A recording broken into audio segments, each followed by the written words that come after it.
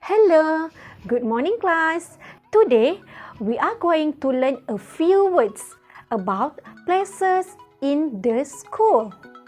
First word is field. Field. Field. Next, canteen. Canteen. Canteen. Next, library. Library. Library.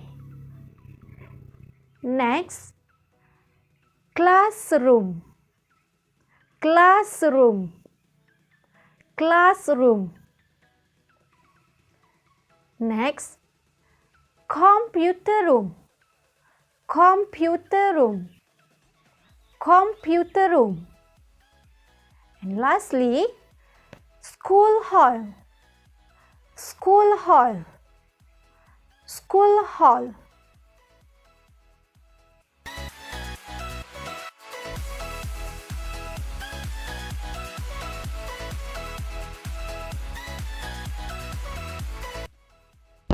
This is the field. I play football here. This is the field. I play football here. This is the canteen. I eat and drink here. This is the canteen. I eat and drink here.